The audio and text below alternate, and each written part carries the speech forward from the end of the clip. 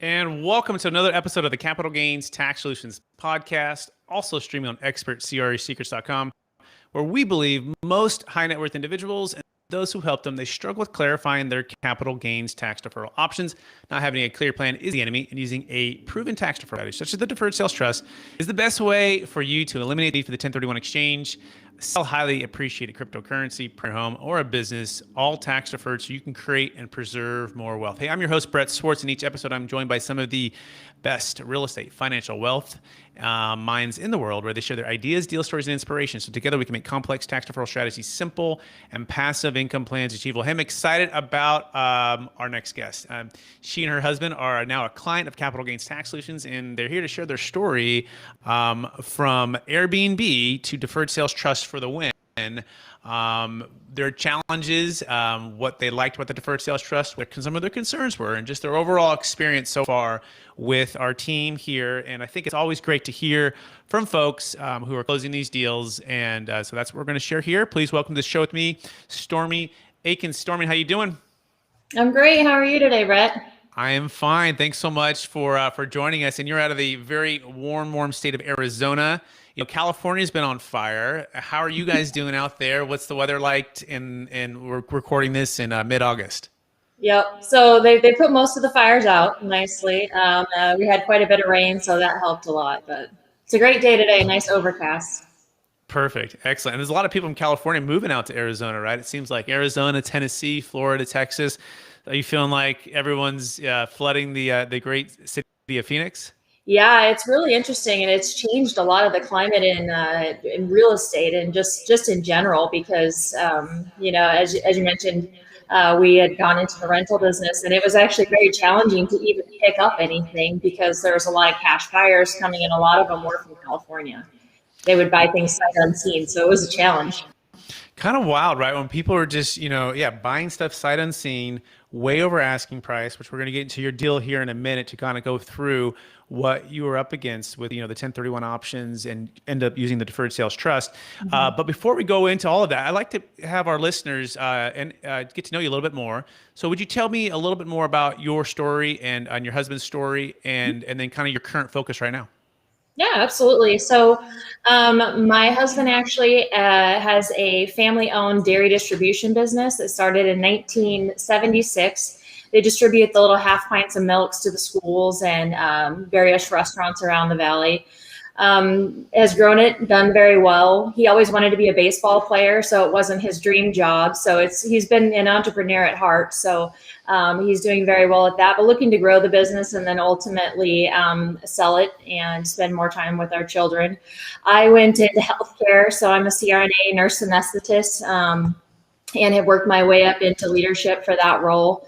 And really enjoyed it, but we have always had like the entrepreneurship at our heart, hard workers, and have always been raised that way. So we, looking at the valley here and how it's grown, got into some real estate and rentals, and had found that had done quite well. And there's a lot of tax benefits with that, and just kind of diversifying everything. So we had branched out into a couple rentals that were near the Phoenix metropolitan area, realizing that it was a great opportunity for this growing area, for areas that were like Sedona or Flagstaff that were just a couple hours away, but nice, cool weather. So it got into doing rentals in that area, and then also branched out into Parker. So just kind of diversifying there, and then looking to continue the adventure. Excellent. So professional, healthcare professional, and then your husband in business. Yep. Has a business still, owning real estate for some tax benefits, building some wealth. Mm-hmm. And so you come and you buy a property, right? And tell us a little bit about the property that you purchased. What was the plan, and kind of what unfolded with the rapid appreciation? Sure.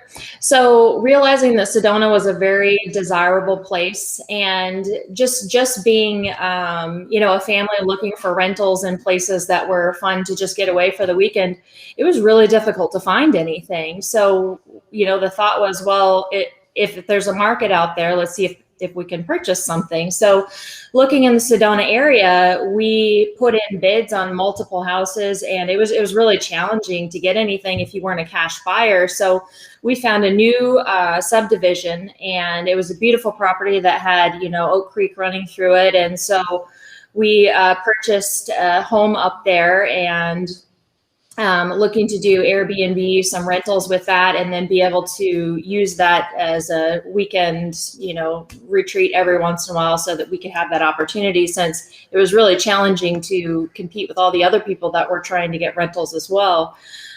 So branched out into that, purchased the home. And then it actually ended up being more challenging than we had thought for this new community. The neighbors were, it was a higher end community. It was really nice, but it was a difficult rental because just the neighbors were challenging. And so we're like, well, yeah, HOAs can be challenging, right? When they're buying houses, and you've got the folks that are doing some rentals, so you could understand where they're coming from. But yeah, at the same time, it can mess up the plans a little bit, right? Because you had a certain potential income stream coming there, and Airbnb is so popular right now, and rates are way up, and so but keep going. Yep, absolutely. So having those challenges, and we're like, okay, we can navigate this. We had a great property manager, and it would just be working with the HOA and things like that. But fortunately, in the interim, there was a gentleman who, I believe he was from Silicon Valley as well, and he found the area to be very enticing. And so he bought the house on the hill above us for, I believe it was like $4 million, double what the asking price was, and really liked the community. So he started buying up houses in the community. And so we posted ours. We purchased it for 1.3 and posted it for 2, and ended up selling it for 1.8 to this gentleman who bought it for, I believe it was his mother-in-law. And he had bought 4 or 5 other houses in the community. So we were like, hey, this is perfect.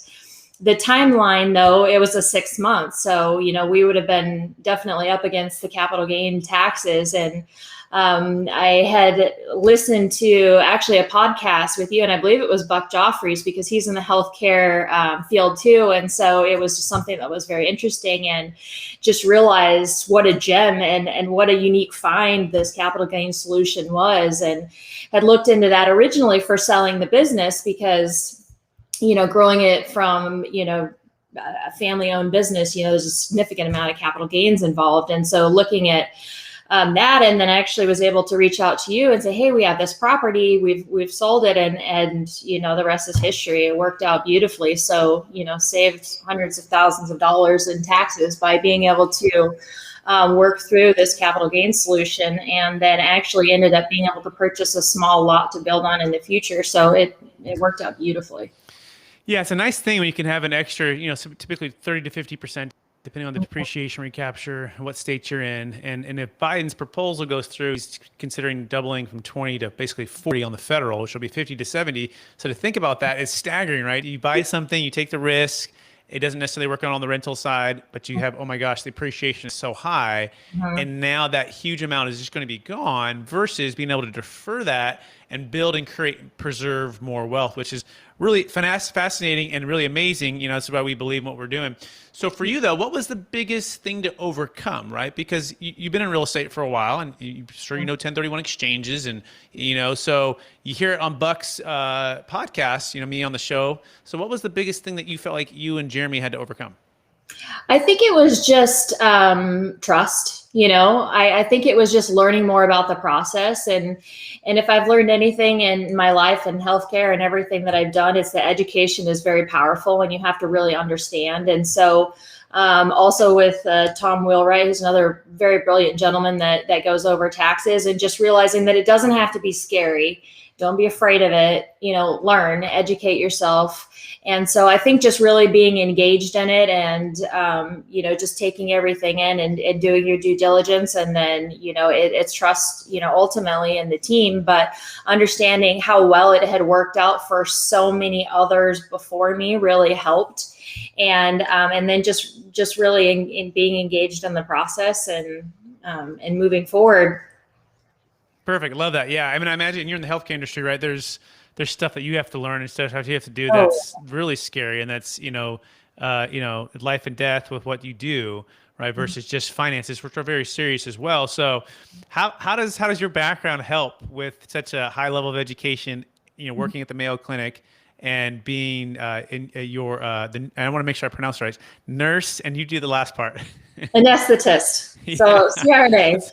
Yeah. So tell us a little bit more about that. I mean, what's been the scariest moment, or maybe even the most rewarding moment, or themes in your career? I'm just kind of curious on that background.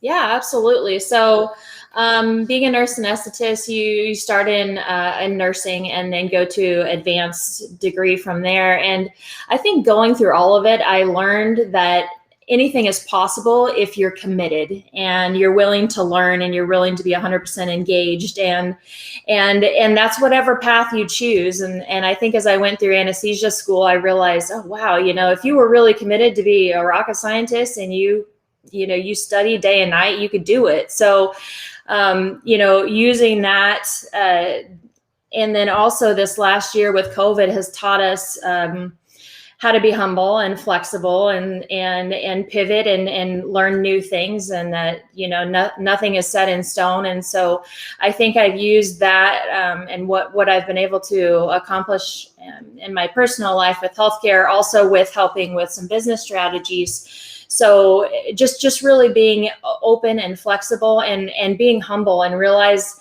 especially in finance and taxes, the more I learn, the more I realize I don't know, and that there are professionals out there, and that you have to be able to put some trust in them, and move forward, because a lot of things that you accomplish are with a team. So, it's no one person that's going to accomplish this, and that's in healthcare, that's business, that's everything. So you really got to be able to find talented individuals and, work together.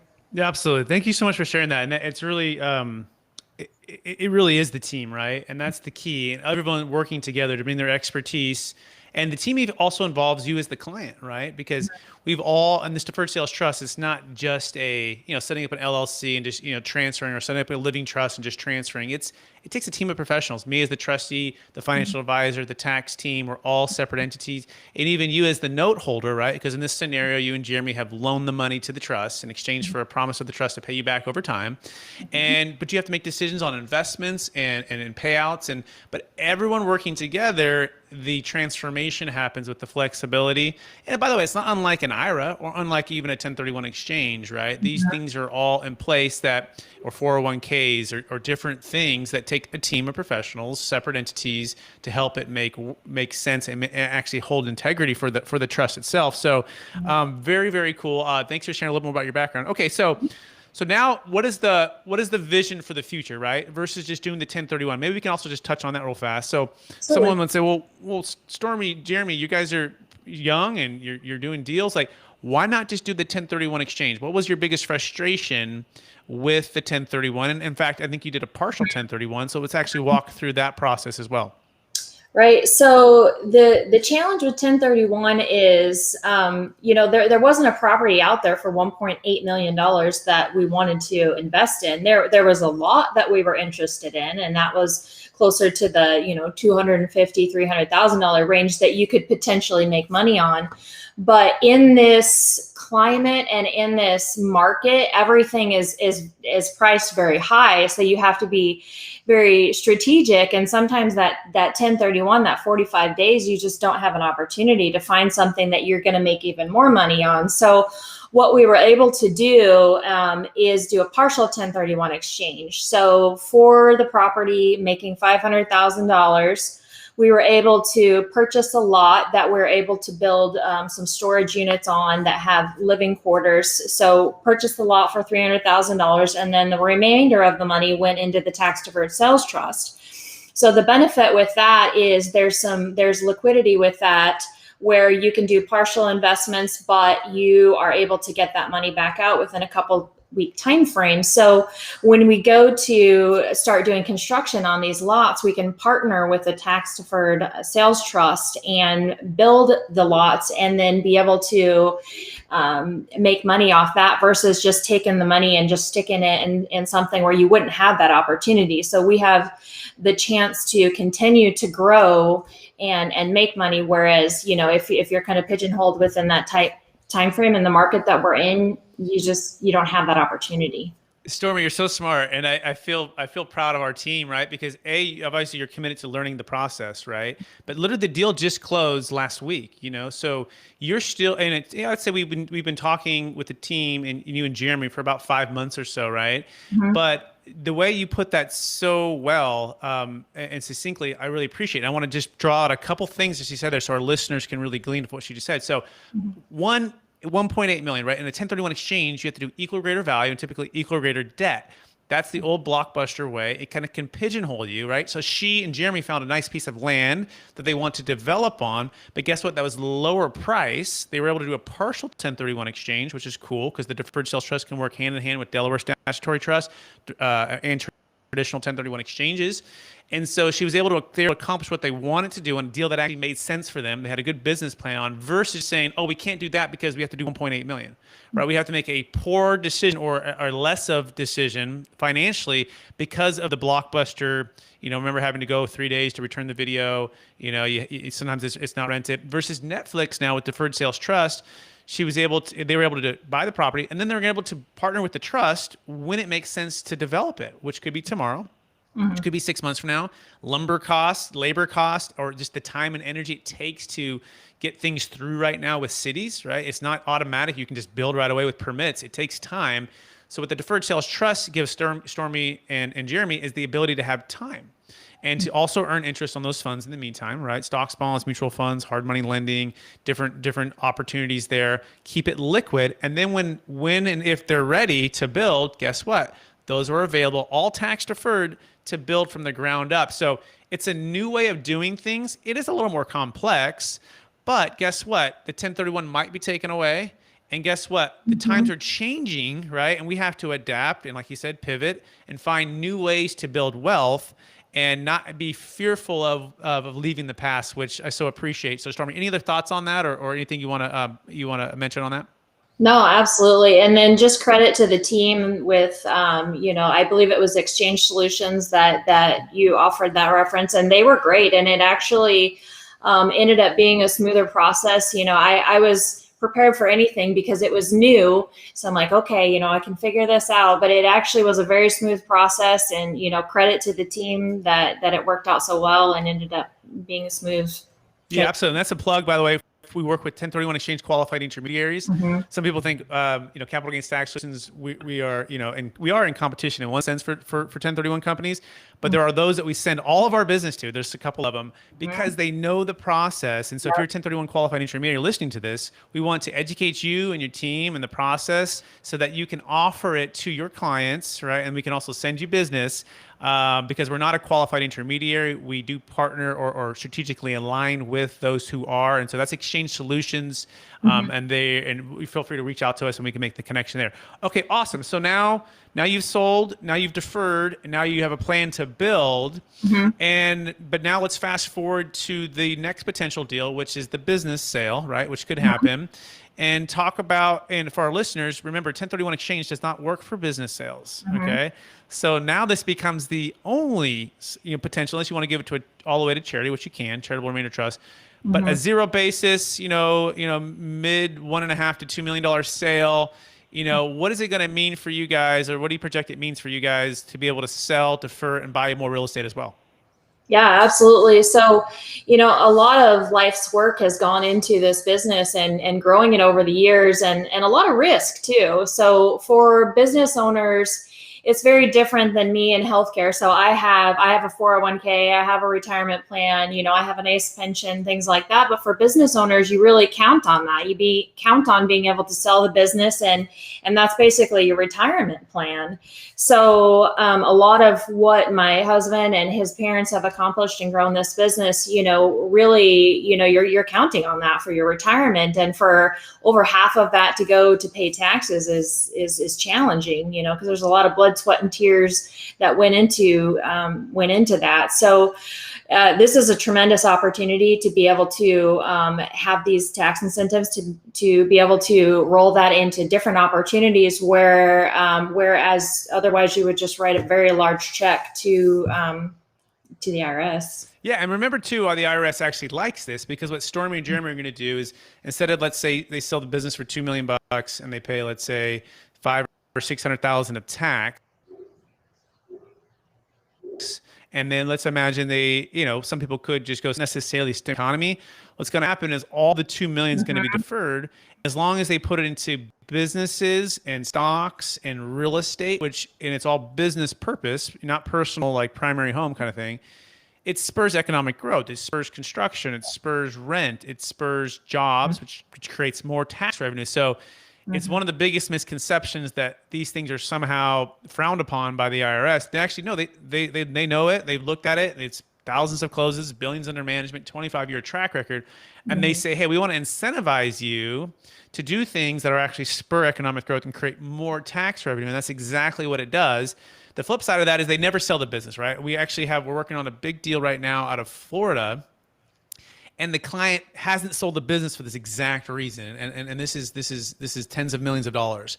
And therefore all of that value, I think of it like an oil rig, right? And imagine you own a big old plot of land outside of Phoenix, and there's just oil sitting underneath it, right?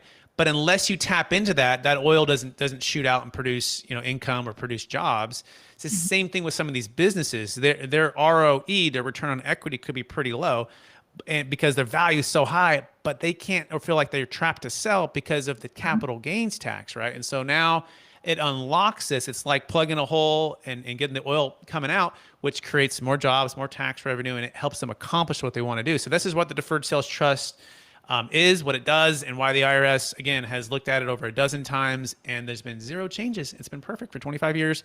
And so we invite you to go to capitalgainstaxsolutions.com to learn more. That's capitalgainstaxsolutions.com. That being said, Stormy, are you ready for the lightning round? Sure. All right. Knowing what you know now, if you could go back to your 25-year-old self or your 20-year-old self, whatever it might be, a younger self, what's the one golden nugget you'd make sure to tell yourself to do? Invest in your own education. That's a huge pearl. And I figured that out as I've learned and as I've gone through anesthesia school and got into business, and then kind of branched out and realized that's really the key that unlocks everything. And find experts in their field. No one person is going to know it all, but there are a lot of experts out there that you can really use as great resources, and just really invest in yourself and trust your team. Beautiful. Love it. Second question, what's the number one book you've recommended or gifted the most in the past year?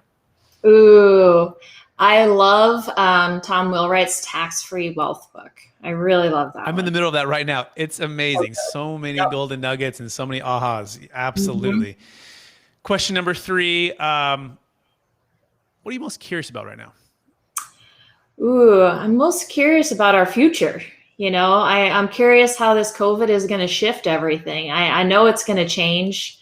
There's a lot of political changes, COVID at the midst of it. And there's a lot of impact that's going to affect small businesses, and it's going to affect healthcare. And so I think it's just understanding what I need to do and what I need to learn in order to be prepared for that. Because you're never going to change the world, but you can prepare yourself and put yourself in a good position for the future. Beautiful. Which leads to the next question. What's your number one leadership quote or theme that you strive to live by? Oh, goodness. Wow. So I believe, I don't know if this is a leadership quote, but I work a lot with children that have cancer. And that's kind of a close spot to my heart. And there was a young boy who came in and had brain cancer, and he just had the greatest attitude, and he was so inspirational. And and we work on these problems in politics and things like that, but when it comes down to it, he had a major medical issue, and he was just he was amazing. And his favorite movie was Lorax. And one of the quotes from Lorax was, "Unless somebody like you cares a whole awful lot, nothing is going to change. It's not." And so I think it was just really inspirational that, just stay engaged. And at the end of the day, humility is a huge thing. Work hard and be humble. And so I think that's something that I really enjoyed.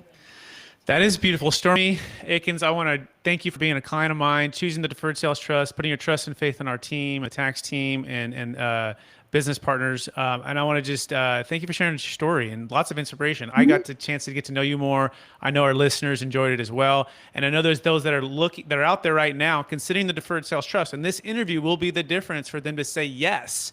And so one last thought from you for them who's on the fence, right? What would you say to them right now? I would say trust the team. Absolutely. Because, if one thing we've learned is there's experts in every field, and you really have to be able to trust the team and go for it, because there's great opportunities. And this is a brilliant idea that this team came up with, and just can't thank you enough.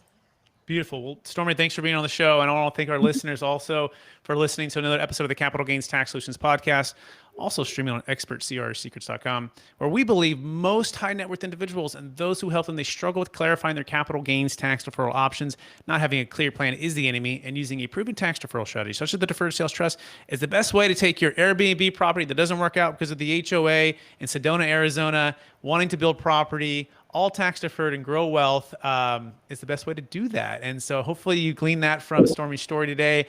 And we so appreciate you out there. Please rate, review, subscribe.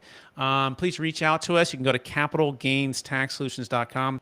That's capitalgainstaxsolutions.com to learn more about all of this. As well, if you are a business professional, if you're a luxury realtor, if you're a commercial real estate broker, M&A advisor, you are looking at the Deferred Sales Trust to help your clients to have transformational stories like Stormy's and Jeremy's, you can go to experttaxsecrets.com. That's experttaxsecrets.com to learn more about that.